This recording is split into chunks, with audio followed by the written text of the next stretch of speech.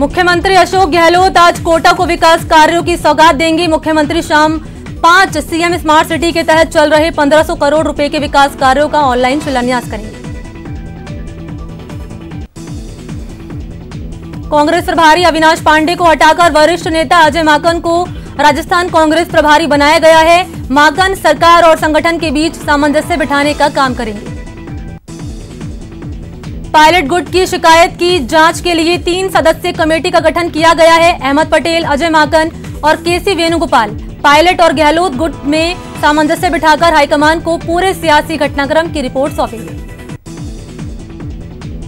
मुख्यमंत्री अशोक गहलोत ने कांग्रेस अध्यक्ष के फैसले का स्वागत करते हुए राजस्थान के नए प्रभारी महासचिव अजय माकन को बधाई दी है। गहलोत ने ट्वीट कर लिखा कि उनके लंबे अनुभव से संगठन को मजबूत करने में मदद मिलने के साथ पार्टी कार्यकर्ताओं में ऊर्जा का संचार होगा। सचिन पायलट ने ट्वीट कर आलाकमान का आभार जताया। पायलट ने लिखा कि राजस्थान में समन्वय स्थापित करने के लिए 3 सदस्यीय कमेटी नियुक्त करने के लिए कांग्रेस का आभार। सचिन पायलट ने ट्वीट कर नए कांग्रेस प्रभारी अजय माकन को बधाई दी। पायलट ने लिखा कि आपकी नियुक्ति से निश्चित ही राजस्थान कांग्रेस के कार्यकर्ताओं की उम्मीदों को बल मिलेगा। कोरोना संकट के बीच आज थोड़ी देर में जयपुर में राजस्थान क्रिकेट एसोसिएशन की अहम बैठक होगी। इसी नए स्टेडियम से जुड़े मुद्दों पर मंथन के साथ भविष्य में क्रिकेट मैचों की संभावनाओं पर मंथन करेगी।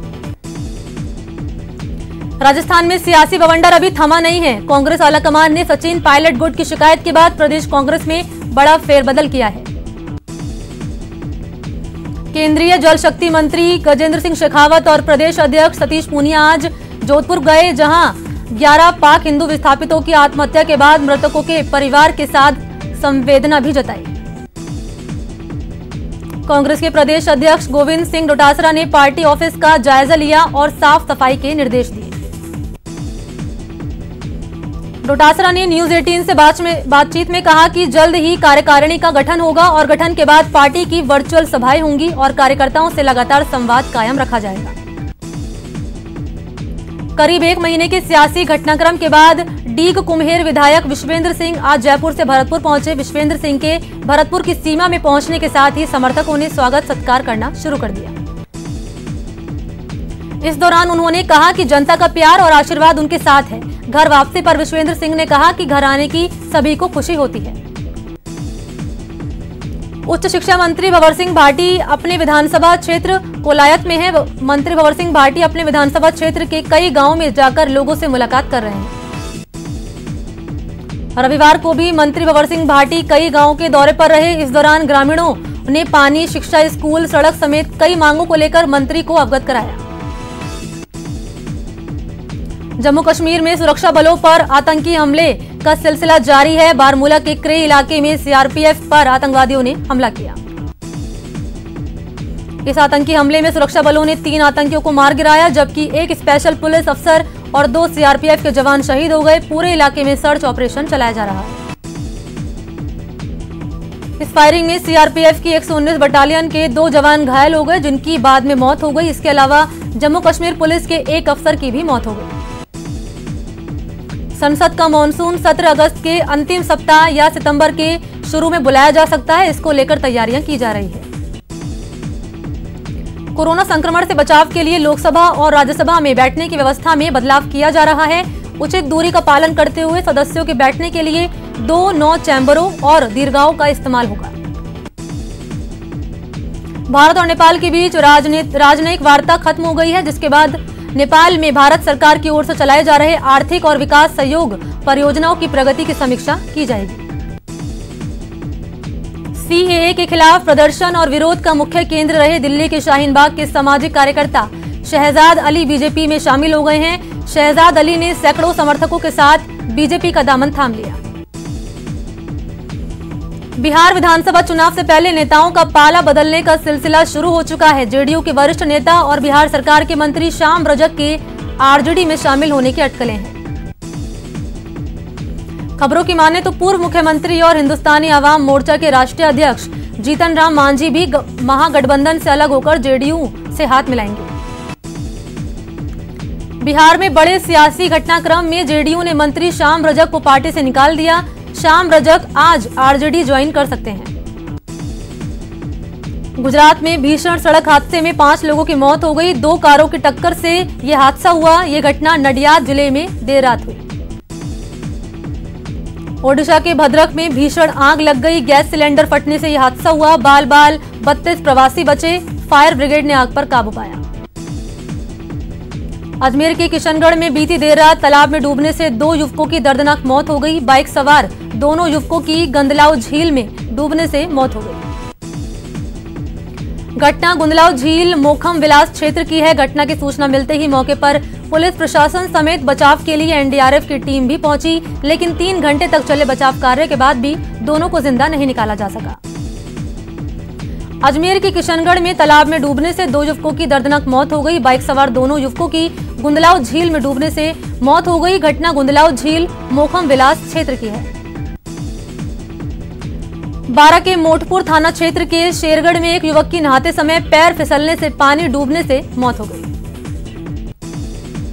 घटना रविवार शाम की है। युवक का नहाते समय अचानक पैर फिसल गया और संतुलन बिगड़ने के चलते वो गहरे पानी में चला गया और पानी की गहराई ज्यादा होने के चलते वो खुद को बाहर नहीं निकाल पाया।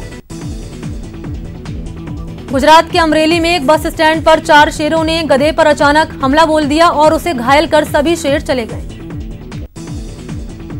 देश में पेट्रोल के दाम में लगातार दूसरे दिन बढ़ोतरी की गई। पेट्रोल के दाम में 16 पैसे प्रति लीटर की बढ़ोतरी की गई। हालांकि डीजल की कीमत में कोई बढ़ोतरी नहीं की गई। जर्मनी के फ्रैंकफर्ट में हिंदुस्तानी शख्स ने अपना दम दिखाया और पाक खालिस्तानी समर्थकों से अकेले भिड़ गया। पाक खालिस्तानी भारत विरोधी नारे लगा रहे हैं। सुशांत सिंह राजपूत केस में ईडी की जांच जारी है। वो मनी लॉन्ड्रिंग मामले को लेकर पिछले कई दिनों से लोगों से सवाल जवाब कर रही है। ईडी ने पूछताछ के लिए रिया चक्रवर्ती के सीए रितेश मोदी को बुलाया है। रिया के सीए रितेश मोदी से ईडी आज पूछताछ करेगी। रितेश मोदी से रिया चक्रवर्ती के फाइनेंस, इनकम और खर्चों के बारे में पूछा जाएगा। ईडी अब तक सुशांत सिंह राजपूत केस में कई लोगों से पूछताछ कर चुकी है। इनमें रिया एंड फैमिली समेत सुशांत सिंह की बहन नीतू सिंह, एक्टर की एक्स बिजनेस मैनेजर श्रुति मोदी, फ्लैटमेट सिद्धार्थ पिठानी का नाम शामिल है। असम के पेंटर ने श्री कृष्ण की आपत्तिजनक तस्वीर बनाई। पेंटर अकरम हुसैन के खिलाफ केस दर्ज कर लिया गया। शहजाद पूनावाला ने यह केस दर्ज कराया। बिहार की कटिहार की मनिहारी और झारखंड साहिबगंज को जलमार्ग से जोड़ने वाली गंगा नदी पर पिछले कई महीनों से यात्री जहाजों का आवागमन बंद है। बिहार के मधेपुरा का चौसा, आलमनगर और पुरानी का इलाका बाढ़ की चपेट में है। करीब 2 महीने से हजारों लोग विस्थापित की जिंदगी जी रहे हैं। बिहार के खगड़िया में बाढ़ से लोगों की परेशानी कम होती नजर नहीं आ रही। कोसी, बूढ़ी गंडक और बागमती नदी अभी भी खतरे के निशान से ऊपर बह रही हैं। बिहार के दरभंगा में बाढ़ का पानी कम नहीं हो रहा। कई घर ऐसे हैं जिसमें बाढ़ का पानी घुसा हुआ है। एमपी के सीधी में कोरोना संक्रमित मरीजों ने स्वास्थ्य विभाग पर आरोप लगाया। कोविड सेंटर में बेस्वाद खाना देने का आरोप लगाया। कोरोना संक्रमित ने वीडियो बनाकर वायरल किया। एमपी के झाबुआ में मोबाइल टावर पर चढ़ा दिव्यांग प्रवीण पड़ियार। रोजगार के लिए मेन बाजार में जमीन की मांग, प्रशासन पर लगाया अनदेखी का आरोप। एमपी के गुना में कंटेनर ने मवेशियों को रौंदा। हादसे में 7 मवेशियों की मौत। लोगों ने ड्राइवर के साथ की मारपीट। एमपी के जबलपुर में झमाझम बारिश से कई इलाके हुए जलमग्न। निगम के तमाम दावे फिर साबित हुए खोखले। एमपी के जबलपुर में सामने आया मानव तस्करी और रेप का मामला। नाबालिग समेत 3 आरोपी गिरफ्तार। महिला को शादी के नाम पर बेचने का आरोप। देश में कोरोना वायरस की रफ्तार थमने का नाम नहीं ले रही। देश में बीते 24 घंटे में कोरोना के 57,981 नए केस सामने आए हैं। इसके साथ ही कोरोना के मामलों की संख्या 26,47,000 के पार हो गई है। वहीं पिछले 24 घंटे में 57,584 लोगों ने कोरोना को मात दी, जिसके बाद देश में ठीक हुए मरीजों की संख्या 19,19,000 के पार पहुंच गई। कोरोना से पिछले 24 घंटे में 941 लोगों की मौत हुई है, जिसके बाद कोरोना से होने वाली मौत का आंकड़ा 50,921 पर पहुंच गया। पिछले 11 दिनों से हर रोज करीब 900 लोगों की मौत हो गई है। 16 अगस्त को ही 944 लोगों की मौत हो गई थी। मौत के बढ़ते आंकड़ों के बीच कोरोना मरीजों की संख्या भी बढ़ रही है। राजस्थान में भी महामारी के आंकड़ों में तेजी के साथ इजाफा हो रहा है। मरुधरा में आज 693 नए पॉजिटिव केस सामने आए। प्रदेश में संक्रमितों का आंकड़ा करीब 62,000 हो गया। मरुधरा में पिछले 12 घंटे में कोरोना से 10 लोगों की मौत हो गई। इसके साथ ही प्रदेश में कोरोना से मरने वालों की संख्या 886 पर पहुंच गई। कोटा में कोरोना का महेंद्र जी से बात करके फिर मैं आया अंदर, कहीं नहीं अलाउ नहीं है आपको? नहीं, बिल्कुल भी ऐसा नहीं है, बिल्कुल भी ऐसा नहीं है मैंने ऐसा कोई गैर ऑर्डर निकाला है कुछ? जी बिल्कुल भी नहीं, बल्कि हम तो चाह रहे थे उस सिस्टम को भी हम स्क्रूटनाइज करके प्रॉपर चैनल के थ्रू सारा सिस्टम हो, तो वो भी हम चाह रहे थे कि वैसा हो। बाकी ऐसा किसी का बैन नहीं है। शुरू हो सकते हैं स्टेडियम, क्या प्रिकॉशन लिए जाएंगे कोविड-19 से बचाव, उसके लिए क्या प्रिकॉशन देंगे आरसीए? बीसीसीआई की जो गाइडलाइन है उसमें तमाम तरह के जो चाहे एम्पायर हों चाहे दूसरे टेस्ट हों उसको पूरा फॉलो करने के लिए कहा गया है। मेडिकल टीम के लिए बोला गया है कि जो फिक्स रहेगी, ऐसे तमाम गाइडलाइंस जो होंगी उनको फॉलो किया जाएगा। सर डोमेस्टिक के लिए भी क्या कोई स्पॉन्सर वगैरह आप देख रहे हैं क्या? क्योंकि अभी बीसीसीआई से पैसा नहीं आ रहा है, डोमेस्टिक आप कराने की प्लानिंग कर रहे हैं, तो क्या कोई नहीं, अभी हम कोई स्पॉन्सर्स का नहीं देख रहे। And the stadium that you are planning to build, will international matches also be held in that stadium? I mean, or is it only for domestic matches? No, for the new stadium you are asking? Yeah, definitely it will be a stadium with 100 acres of land, so definitely it will be with international standards, with international matches. What kind of a timeline are you looking at? By what time will you? First phase we are looking at, but as you know, first we should get a final approval from the JDAC, so then we can have a time frame decided. And once the first initial grant of 100 crores, the time we get, then we can decide the time frame. Thank you. Thank you. Sir, अभी जो meeting हुई थी उसमें मुख्य मुद्दा क्या रहा है? मतलब अभी जो मीटिंग हुई थी उसका क्या, अभी जो आपकी मीटिंग थी जी नहीं, वो मैंने आपको बताया नए स्टेडियम के बारे में पूरा तरह से बात हुई है कि हमने जेडीसी को पूछा है कि हमें कब तक लेटर मिलने की उम्मीद है, वो हमने मुख्यतः। दूसरी बात सिलेक्टर्स की मैंने आपको बात बताई कि सिलेक्शन कमेटी अभी हम वापस एक बार सारी एग्जीक्यूटिव की इच्छा है कि सिलेक्शन कमेटी में अब थोड़े से रूल्स रिलैक्सेशन करके कुछ ब्रॉडली हम नामों को और अपने इसमें सिलेक्टर्स में ला सकें। Thank you, sir. Thank you.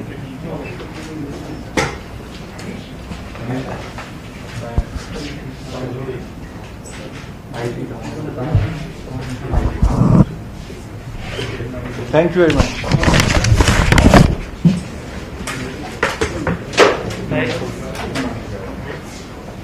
को गिरधारी दास महाराज के आश्रम के पास नदी में नहाने के दौरान 12 साल का मदन बंजारा बह गया था।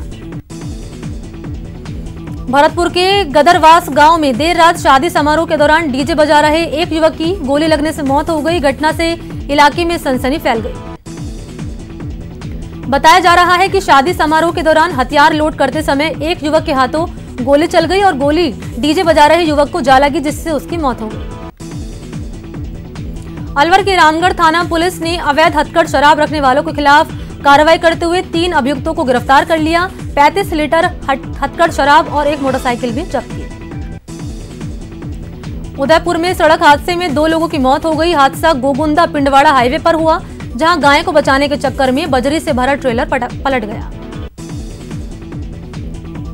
हादसे में ट्रेलर के कैबिन में दबने से चालक और खलासी की मौके पर ही दर्दनाक मौत हो गई। पुलिस पेट्रोलिंग टीम दोनों शवों को निकालने का प्रयास कर रही है। बीकानेर के कोलायत में दोनों पक्षों ने एक दूसरे के साथ जमकर मारपीट की। मारपीट के चलते 3 व्यक्ति घायल हो गए।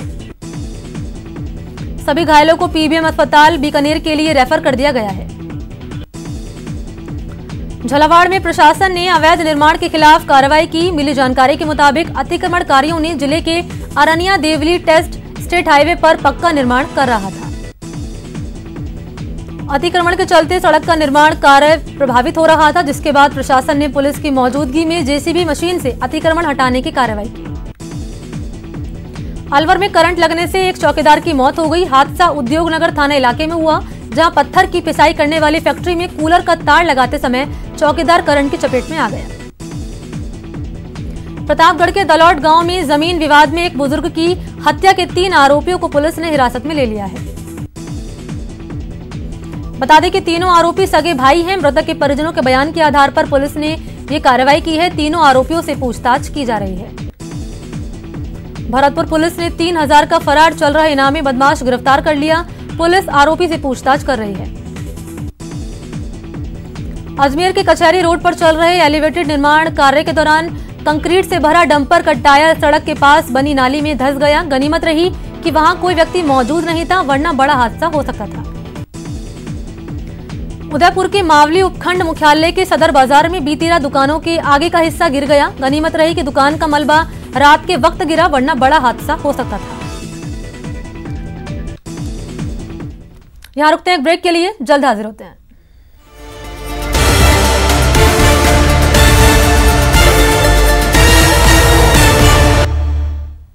ब्रेक के बाद आपका स्वागत है। चलिए बढ़ते हैं खबरों की ओर।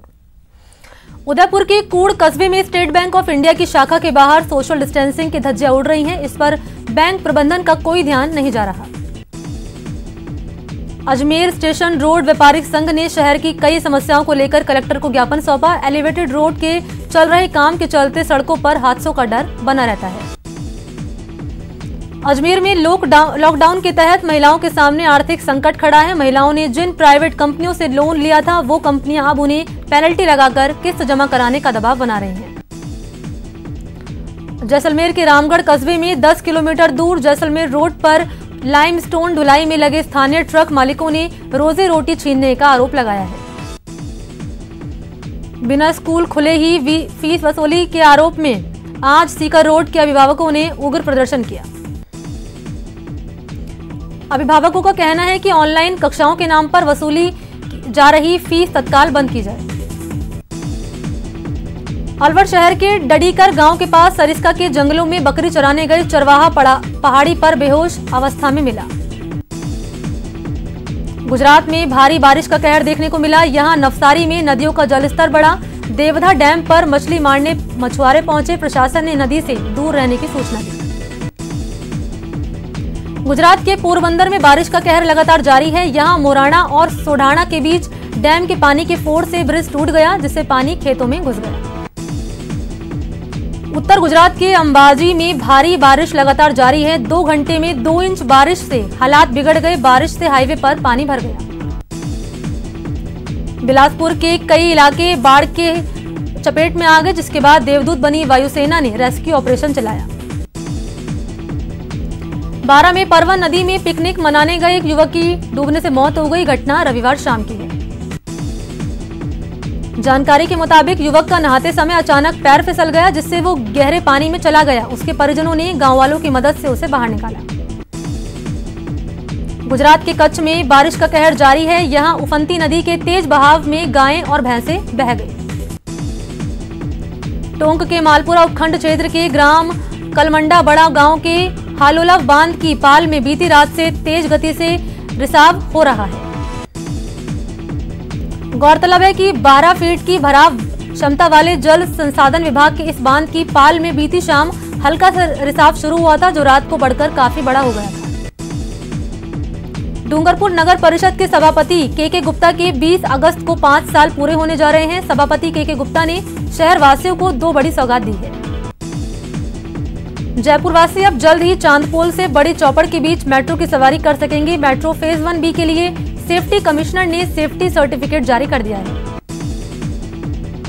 बता दें कि कोरोना के चलते फिलहाल पूरे देश में ही मेट्रो का संचालन बंद है। ऐसे में जब ये संचालन फिर से शुरू होगा तो जयपुर मेट्रो फेज 1B की शुरुआत भी हो सकेगी।